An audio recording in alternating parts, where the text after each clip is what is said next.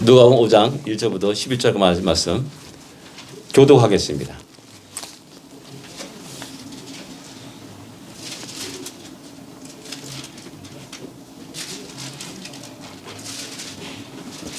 (1절부터 11절까지) 말씀 1절 읽겠습니다. 무리가 몰려와서 하나님의 말씀을 들을새 예수는 게네사렛 호숫가에 서서 호숫가에 배 두 척이 있는 것을 보시니 어부들은 배에서 나와서 그물을 씻는지라. 예수께서 한 배에 오르시니 그 배는 시몬의 배라. 육지에서 조금 떼기를 청하시고 앉으사 배에서 무리를 가르치시더니 말씀을 마치시고 시몬에게 이르시되 기분 들어가서 그물을 내려 고기를 잡으라. 시몬이 대답하여 이르되 선생님 우리들이 밤이 새도록 수고하였으되 잡은 것이 없지만은 말씀에 의지하여 내가 그물을 내리리다 하고 그러니 고기를 잡은 것이 심히 많아 그물이 찢어지는지라. 이에 다른 배에 있는 동무들에게 손짓하여 와서 도와달라 하니 그들이 와서 두 배의 채움에 잠기게 되었더라. 시몬 베드로가 이를 보고 예수의 무릎 아래에 엎드려 이르되 주여 나를 떠나소서 나는 죄인이로소이다 하니 이는 자기 및 자기와 함께 있는 모든 사람이 고기 잡힌 것으로 말미암아 놀라고 세베대의 아들로서 시몬이 동업자인 야고보와 요한도 놀랐습니다. 예수께서 시몬에게 이르시되 무서워하지 말라 이제부로는 내가 사람을 취하리라. 같이 읽겠습니다. 그들이 배들을 육지에 대고 모든 것을 버려두고 예수를 따르니라. 아멘. 예. 오늘의 말씀은 2년 전에 했던 말씀입니다. 잊어버리는 것도 하나님의 은혜입니다. 너무나 어떤 분은 내가 설교를 하면은 그 노트를 다 뒤져가지고 이거 언제 했는데요 하고 이렇게 지적하는 사람이 있어가지고 내가 깜짝 놀랐습니다. 우리 며느리가 그랬습니다. 그 놀랐어요 제가. 그러지 마시고 이렇게 좀 잊어버리십시오. 이렇게 어떤 것을 설교하는 게 설교자는 가장 고민이 그겁니다. 어떤 것을 말씀드려야 될까 전해야 될까 하는 고민인데 아마 우리 상황에 가장 적합한 게 말씀이라고 생각됩니다. 그래서 다시 이 들은 말씀이지만 잘 알고 있는 말씀이지만 다시 잊어버린 것을 다시 기억하고 다시 은혜 받기를 원합니다. 예. 오늘 보면 베드로를 이렇게 부르시는 우리 주님의 모습을 보게 됩니다. 이 사복음서가 베드로를 제대로 부르시는 그 장면이 약간씩 차이가 납니다.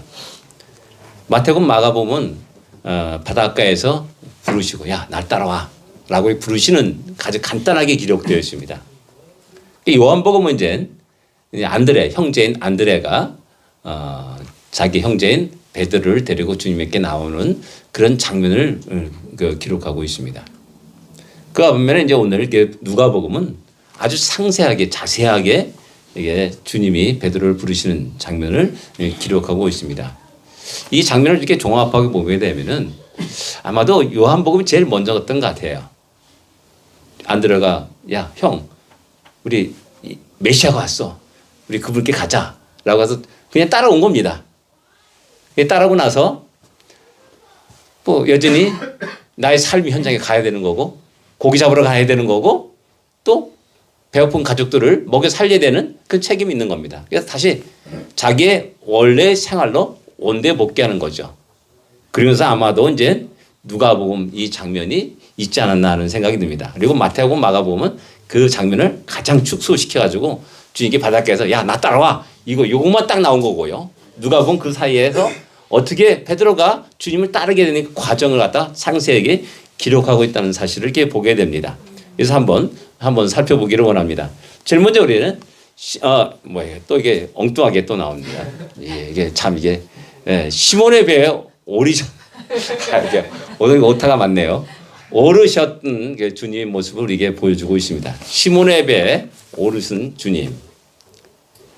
베드로는 그때 당시 빈 배를 놓고 그물을 씻고 있었다라고 이렇게 기록하고 있습니다.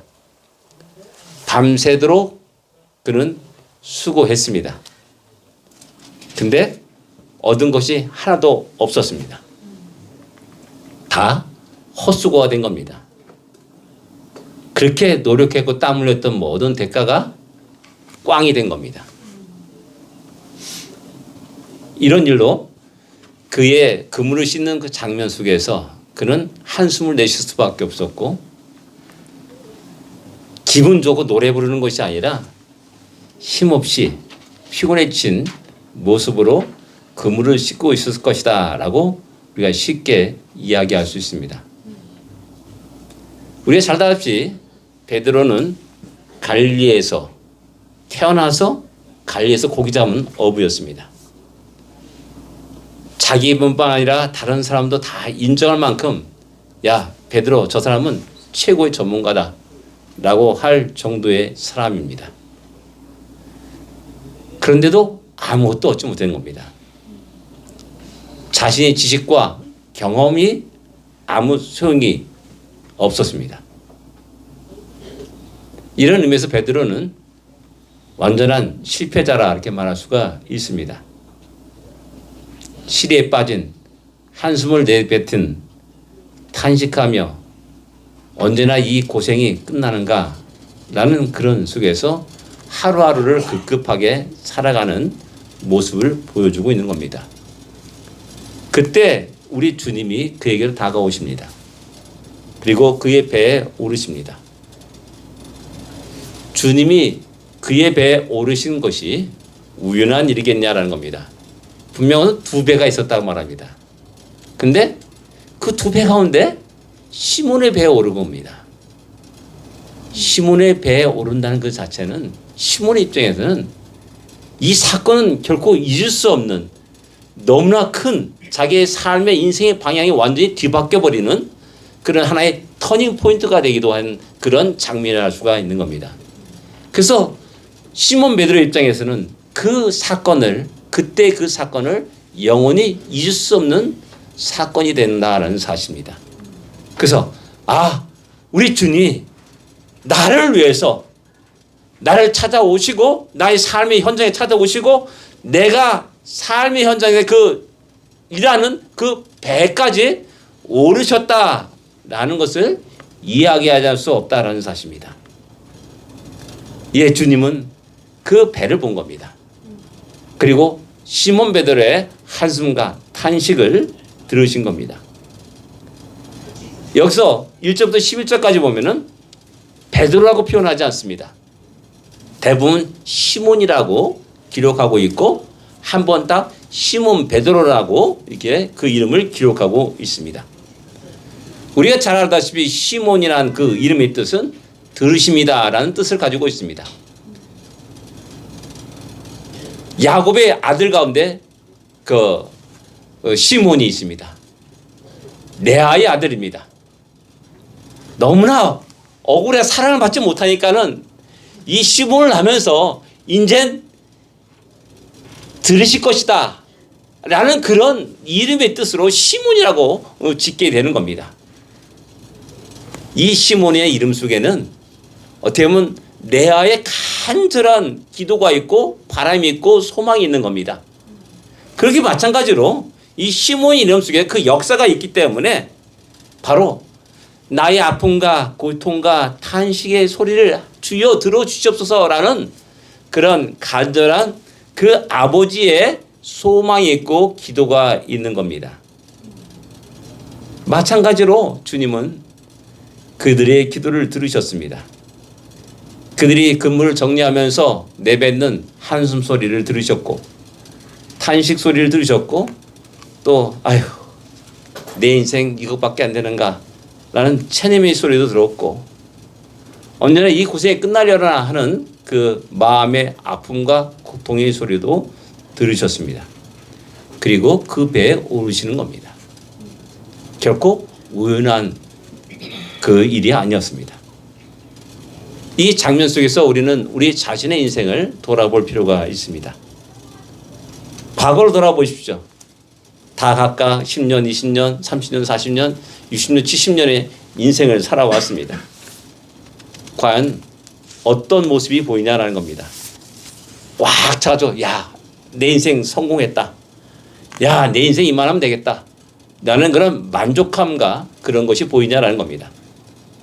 어쩌면은 빈배가 보이지 않냐는 겁니다.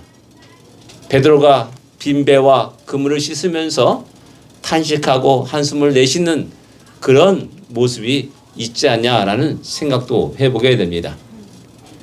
오늘 이 시간을 통하여서 우리를 찾아오시는 주님, 우리를 만나시길 원하시는 주님, 우리 인생의 배에 오르시는 주님을 만날 수 있기를 원합니다.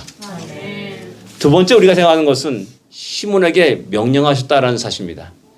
시몬을 찾아오신 주님은 시몬에게 명령합니다. 그 명령은 깊은 데로 가서 그물을 내리라는 명령입니다. 깊은 데로 가서 그물을 내리라. 밤새도록 그물을 내렸고 지친 상태입니다. 근데 깊은 데로 가라니요. 주님, 노저울 힘조차도 없습니다. 내 마음은 낙심되고 실망되고 못하기 싫습니다. 오늘 그냥 집에 가서 편안히 쉬었다가 다시 내일 저녁 때 되면은 때가 되면은 나와서 그물을 던지기를 원합니다. 이것이 우리 인간의 마음입니다. 근데 주님은 그게 아니야. 지금 당장 깊은 데로 너를 저어가서 그물을 내려라고 명령하는 겁니다. 다시 시작하라는 말입니다. 너의 아픔과 피곤함, 육신을 잘 알고 있다. 그러나 조금만 깊은 데 봐라. 내 말 듣고 조금만 더 나가봐. 내 말 듣고 다시 한 번, 딱 한 번만 그물을 내려봐. 라고 이렇게 요구하고 있고 말씀하고 명령하고 있는 겁니다. 힘들지만 다시 힘을 내어서 다시 한 번, 딱 한 번 그물을 내려봐라. 라고 명령하고 있는 겁니다. 이 예수님의 명령에 따라서 베드로는 다시 일어나서 노를 저어갑니다. 여러분 깊은 데가 어느 정도인지 모르겠지만 다 알다시피 얕은 데는 한 조금만 손으로 착착 해도 갈 수가 있습니다. 깊은 데는 좀 더 힘을 내서 가야 되지 않습니까? 바로 베드로가 그렇게 배를 저어서 깊은 데로 나갔습니다. 그리고 그물을 내렸습니다. 5절에서 베드로는 말합니다. 말씀에 의지하여서 내가 그물을 내리리이다 라고 말씀합니다. 말씀에 의지하여서 그물을 내리겠다. 말씀을 신뢰했다는 말입니다. 말씀을 믿었다는 말입니다. 그런데 문제는 말씀을 신뢰하고 믿을 수 있고 의지할 수 있는가라는 겁니다. 우리의 삶 속에 말씀을 의지하고 신뢰하고 의지하면서 말씀에 순종하고 복종하고 있냐라는 겁니다. 그게 쉬운 일이 아니라는 사실을 우리는 잘 알고 있습니다. 그게요 말처럼 쉬운 게 아닙니다. 베드로가 말씀에 의지하여 그물을 내리리다라는 이것이 그게 쉽게 그냥 나오는 말이 아니라는 겁니다. 우리의 인생은 너무나 많은 실패를 경험합니다. 그렇기 때문에 말씀에 의지하여서 순종하고 복종하는 것이 힘듭니다. 어떤 사람이 말합니다. 이렇게 해봐 저렇게 해봐라. 내가 다 해봤어. 다 해봤는데 안 되더라. 라고 말하는 사람이 많지 않습니까? 그렇습니다. 우리 인생에 그 실패의 경험이 너무 많은 겁니다. 넘어짐의 경험이 많은 겁니다. 그렇기 때문에 이렇게 해봐. 베드로도 마찬가지지 않습니까? 얼마나 몇 번이나 그물을 내려봤겠습니까? 밤새도록 수고하지 않습니까? 근데 다시 나가서 그물 내려봐. 주님, 내가 한 번도 뭐 해본 줄 아십니까? 내가 1년, 2년 이곳에서 살아본 적이 있는 줄 아십니까? 수십 년을 살았습니다. 10년 넘게 살았습니다. 그 가운데 얼마나 많이 그물 내렸겠습니까? 근데 안 됐습니다. 빈털털입니다. 라고 말하는 겁니다. 우리 인생의 이런 실패 경험들이 우리로 하여금 말씀을 의지하는데 방해가 되는 겁니다. 장애물이 되는 겁니다. 이럴 때 다시 한번 우리의 실패를 좀 내려놓고 전능하신 주님의 말씀을 한번 귀담아 듣고 그래 믿자의 본전이다 한번 내려보자. 그런 마음을 한번 던져보십시오. 아멘. 그럴 때가 있어야 됩니다. 그럴 때가. 그 다음에 두 번째는 우리가 인간이 가지고 있는 지식과 경험이 말씀을 의지하는데 큰 방해가 되는 것을 보게 됩니다. 내 경험, 내 지식, 내가 갖고 있는 지식 있지 않습니까? 야, 나 그것에 10년 넘게 일했던 사람이야. 나 전문가야. 내 앞에서 함부로 말하지 마. 입을 딱 잘라버립니다. 그렇지 않은다. 우리 뭐 다이아몬드 얘기하지 않습니까? 우리 집사님, 강 집사님. 다이아몬드에서 내가 말하면 안 되는 겁니다. 말을 이게 끝낼 수가 없는 겁니다. 예, 그와 똑같은 겁니다. 그것 때문에 주님의 명령을 주님 당신 전문가냐? 아니라는 거죠. 당신 목수가 아니냐? 비전문가가 내 전문가한테 말한다는 것 자체가 무슨 얘기라는 겁니다. 뭐 이런 얘기는 성경에도 많이 많이 나타납니다. 바울이 배를 타고 로마를 향하는 그 배가 갈 때 바울이 말합니다. 야, 겨울이 되니까 오늘 여기서 묵는 게 낫다. 움직이지 않는 게 좋습니다. 그랬더니 전문가들이 말합니다. 야, 바람도 아주 선선하고 굉장히 좋습니다. 이 기회에 빨리 저 다른 항구로 좀 넓은 항구로 가가지고 편하게 쉬는 게 좋습니다. 라고 말합니다. 그럴 때 말하기를 백부장이 선장과 선주의 말을 바울 말보다 더 믿었다라고 이렇게 사도행전은 기록합니다. 전문가 아니라는 겁니다. 그렇기 때문에 바울의 말이 리젝트당합니다. 결국 그들은 자기들이 가졌던 모든 재물들을 다 잃어버리게 되는 겁니다. 생명까지 잃어버리게 되는 위기가 일어나게 됩니다. 베드로가 우리 잘 알다시피 그런 전문가였다는 사실을 우리는 잘 알고 있습니다. 그렇기 때문에 잘 주님의 말씀에 명령에 따르지 않습니다. 우리는 각각 나름대로 다 인생의 경험을 갖고 있습니다.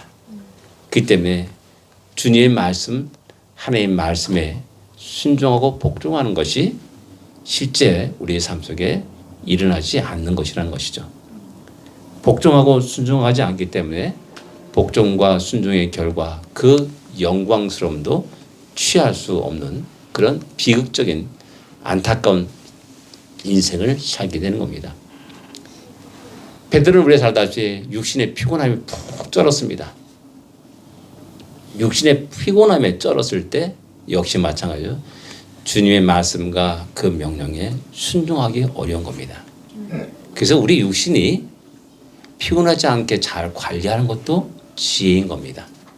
지나치게 엉뚱한 것을 막 열심히 축구하고 막 뛰고 다 지쳐가지고 야, 좀 더 좀 같이 한 30분 정도 같이 가자 그러면 내일 해요. 피곤해요. 나 지쳤습니다. 손가락 움직일 시간 힘도 없습니다. 이렇게 말하지 않겠습니까?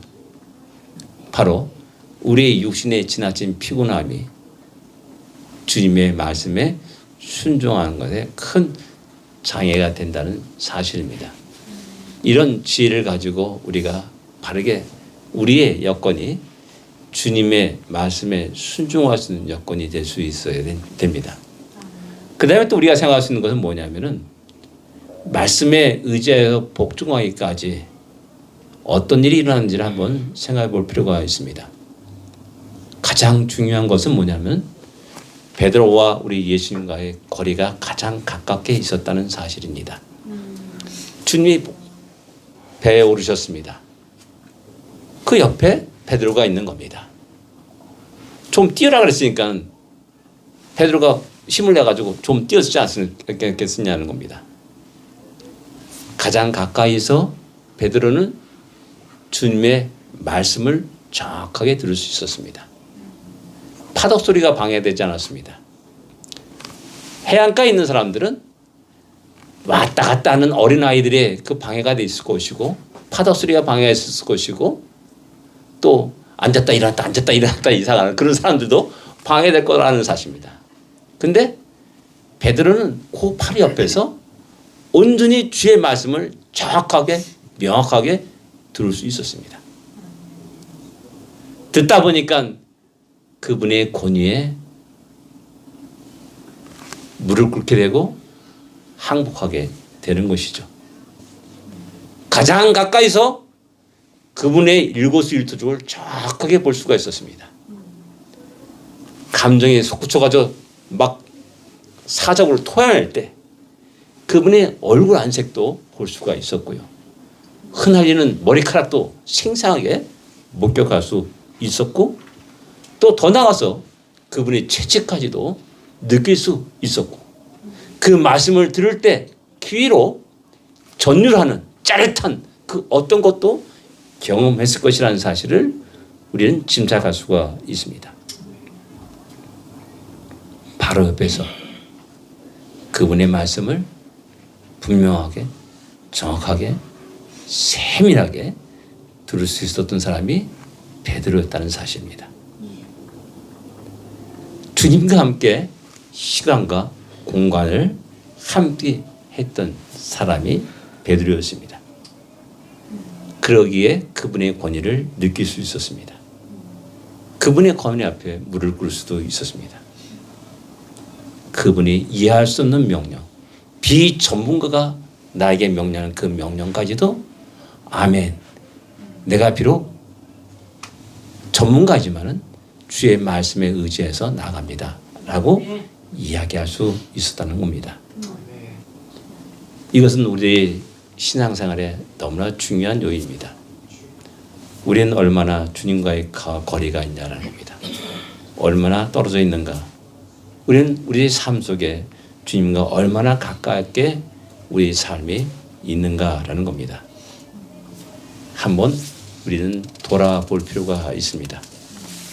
너무나 바쁘게 우리의 생활에 바쁘게 막 돌아다니다가 주님과 너무나 멀어진 우리 모습은 아닌가 한번 돌아볼 필요가 있다는 사실입니다. 날마다 순간순간마다 주님의 은혜에 감사하여 기쁘게 즐겁게 찬양하면서 그렇게 살아갔냐라는 겁니다. 또 그 명령에 복종하는 결과가 어떤가? 외적인 결과가 나옵니다. 놀라운 결과가 나타납니다. 주님의 말씀에 복종한 결과, 내 인간의 이성으로는 용납이 안 돼요. 그래서 인간의 이성과 하나님 주님의 명령이 충돌하게 되고 갈등하게 되고 커다란 파도가 일어납니다. 주님은 바다를 향해 나가라라고 명령합니다. 주님, 바다입니다. 어떻게 나갑니까? 우리 인간의 이성은 작동하죠. 그래서 나갈까 말까 주저하게 되고 뒤로 물러나게 되고, 주님, 바다를 건너서 우리 배를 만들겠습니다. 열심히 뗏목을 갖고 배를 만들고 끈을 묶어서 뗏목을 만들기도 하고 배를 만들기도 합니다. 이것이 우리 인간의 이성입니다. 주님, 앞에 요단강이 흐르고 있습니다. 근데 주님의 명령은 나가라라고 말씀합니다. 아니, 어떻게 나갑니까? 물이 흐르고 있는데요. 라고 우리 인간의 이성은 작동하기 시작합니다. 근데 그 명령에 따라서 한 발을 내딛었을 때 그 요단강이 멈추는, 그리고 마른 땅이 되고 이스라엘 백성들이 그 마른 땅을 건너는 놀라운 역사가 일어난다는 사실입니다. 복종의 결과는 이런 놀라운 역사가 있습니다. 순종의 결과는 이런 놀라운 환희와 감격의 역사가 있습니다. 대표교회 여리고성입니다. 야, 조용히 한 바퀴 돌아. 내일도 한 바퀴 돌아. 모레도 한 바퀴 돌아. 6째까지 계속 한 바퀴 돌아. 근데 7째 날은 7바퀴 돌아 라고 말합니다. 그리고 조용해. 조용해. 아이고, 이게 뭐야 이게. 어떤 사람은 걸으면서 그럴까 싶으면 이게 뭐야. 왜 백мен 돕냐. 백мен 돕냐. 아니, 열심히 공성 무기를 준비하고 추석기를 준비하고 만들어야 될 텐데 이게 뭐야 뱅뱅 돌게. 근데 그 명령에 따라 그대로 복종합니다. 내 인간의 이성은 납득이 이해할 수 없고 납득할 수 없지만은 복종합니다. 순종보다는 복종이겠죠. 복종하고 나하고 외쳐라 했을 때 외쳤더니 그 견고한 여력성이 와르르 무너지는, 자기가 하나 건드린 적도 없어요. 그냥 소리 지르는 것밖에 없어요. 와르르 무너지는 놀라운 장면들을 이스라엘 모든 백성들이 보고 목격하게 된 겁니다. 그러니까 하나님의 명령과 말씀에 복종하는 이 결과가 이런 결과가 나타나는구나 라는 것들을 그들은 역사 속에 체험하는 겁니다. 베드로 마찬가지입니다. 말씀에 의지해서 그물을 내렸습니다. 뭐 한두 마리 잡히겠나 하고 내렸을 겁니다. 근데 웬걸 그 결과는 너무나 엄청난 겁니다. 며칠 잡은 물고기 다 잡은 겁니다. 2배 가득하여서 뭐 이게 잠기게 되었더라 라고 말하는 거 보니까는 뭐 한두 마리 잡은 게 아닙니다. 수십 마리 잡은 게 아닙니다. 엄청나게 잡은 겁니다. 모든 피를 싹 씻어버리고도 남을 만큼 횡재한 겁니다. 횡재. 그러니까 낙입에 할 수 없으니까 옆에 있는 배, 야 도와줘. 아마 요한과 아마 야고보겠죠. 야 나 좀 도와줘. 2배가 가득 차게 넘쳐가지고 다시 들어오게 된 겁니다. 주님의 말씀과 명령에 순종하고 복종한 결과가 이런 결과를 갖게 되는 겁니다. 너무나 기쁘고 과거의 시리와 좌절과 절망 모든 것이 다 사라지게 되고, 야 하나님이 이렇게 역사하시는구나. 하나님 나에게 이렇게 복을 주시는구나.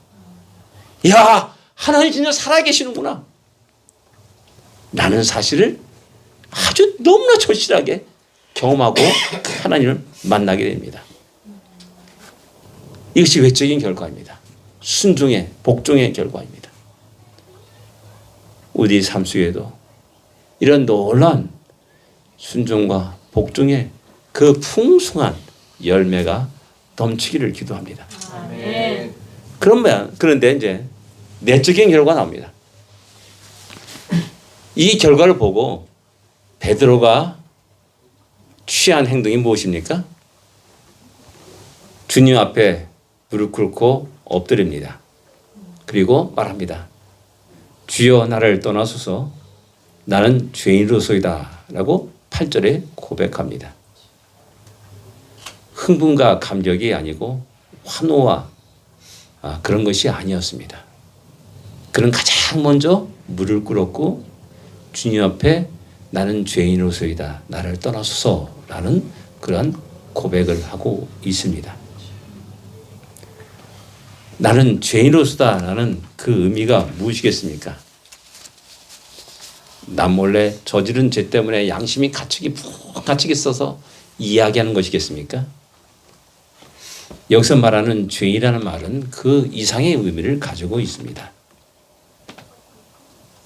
5절에 보면 예수님을 선생이여 선생이여 라고 이렇게 부릅니다. 베드로가.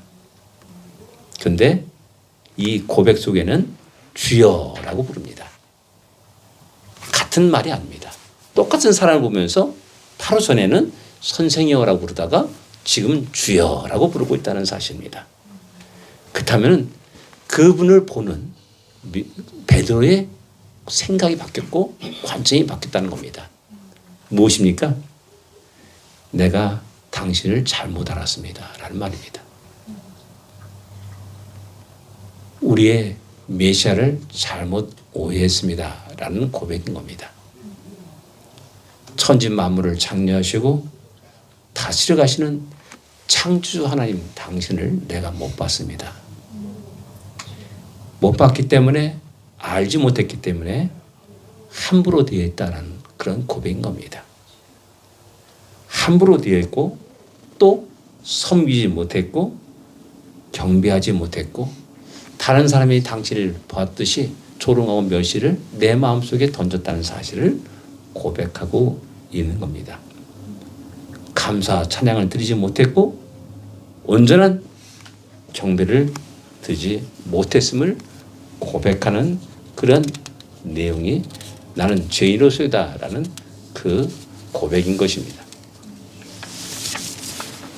자, 우리는 우리 삶 속에 얼마나 주님과 가까이 주님을 모시고 살아갑니까? 혹 우리는 주님을 없는 것처럼 살아가고 있지는 않습니까? 그래서 예배 드리는 건 이 순간뿐입니다. 딱 요 1시간 반 정도. 그리고 나가는 그 순간에 또 역시 거짓말하고 사기치고 그러면서 살아갑니다. 세상 사람들이 지혜롭게 살아가는 것처럼 나도 이리 치고 저리 치고 하면서 맺히고 일으키면서 수단과 방법을 갖지 않고 똑같이 살아갑니다. 혹시 그러지는 않냐라는 겁니다. 주님은 여전히 우리와 동행하시고 우리의 모든 일거수일투족을 보고 계시는데 우리는 그 주님을 없는 것처럼 생각할 때가 많이 있다라는 사실입니다. 그래서 불평과 원망이 더 우리의 삶 속에 입에서 나오게 됩니다. 찬양과 감사는 사라지게 되고 우리 심령은 메말라게 되고 황폐되어 갑니다. 그리고 언제도 모르지만은 불평과 원망이 솟구쳐 올라게 되고 또 여러 가지 면에서 부정적인 것을 생각하게 되고 말씀을 순종하고 복종하는 일에 거역하는 그런 삶을 살게 된다는 사실입니다. 우리는 우리의 일상생활 속에서 주님을 주님으로 여기고 나의 창조주를 창조로 여기며 주님이 나와 함께 동행하듯이 나의 삶도 역시 주님과 함께 동행하는 우리의 삶이 되어야 됩니다. 그럴 때 주님은 다시 그를 일으켜 세웁니다. 내가 너를 사람을 낚는 어부가 되게 하리라. 너가 베드로가 되게 하리라 라고 말씀합니다. 우리들의 모든 일상적인 삶 속에서 주님을 주님으로 모시고 살아가는 우리가 되기를 원합니다. 내 삶의 현장에서 일터에서 가정에서 그러한 일들이 일어나기를 원합니다. 그럴 때 진정 우리의 입에서는 찬양이 흘러나올 것이고 우리 입에서는 감사가 일어날 것이고 우리의 삶은 기쁨과 즐거움이 넘치게 될 것입니다. 그리고 그런 속에서 주의 말씀에 복종하며 그 속에서 나타나는 그 크고 놀라운 은혜, 하나님의 행하신 크고 놀라운 은혜를 경험하게 될 겁니다. 그래서 진정 우리를 통해서 하나님의 영광 받으시고 우리를 통해서 하나님이 행하신 크고 놀라운 일들이 증거되는 귀한 일들이 있기를 기도합니다. 기도하겠습니다. 우리 주님과의 거리는 얼마나 됩니까? 우리를 찾아오신 주님을 만날 수 있는 기회, 그 기회를 우리는 잘 활용하고 있고 또 주님을 만나고 있습니까? 우리 삶에서 주님은 언제나 우리와 함께 하시는데 우리는 주님과 언제나 동행하고 있습니까? 이를 생각하면서 주여 날마다 순간순간마다 우리의 삶의 모든 현장 속에서 주님을 만나고 주님과 동행하고 주의 말씀에 복종하고 순종하는 우리가 되게 하십소서라는 기도를 하기를 원합니다. 기도하겠습니다.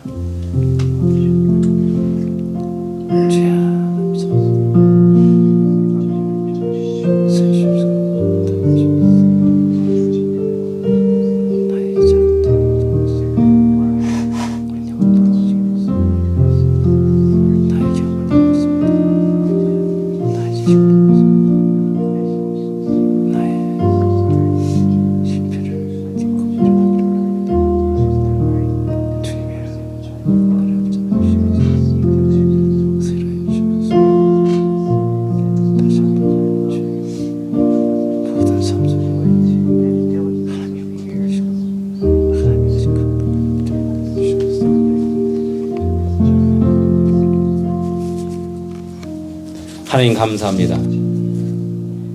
감사합니다.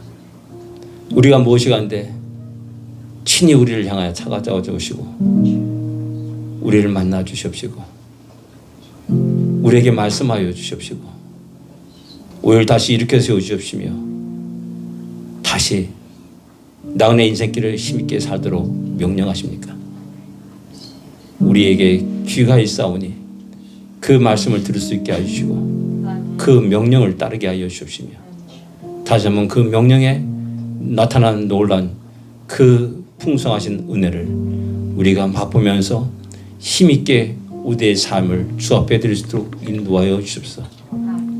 날마다 주님과 가까이 동행하는 우리가 되게 하여 주십시고 다시 한번 우리에게 주어진 하루하루 순간순간이 늘 감사와 찬양이 흘러나올 수 있도록 인도하여 주시고 우리의 삶이 늘 언제나 주님으로 말미암아 기쁨과 즐거움이 넘치는 풍성한 우리의 삶이 될 수도 역사하여 주시옵소서.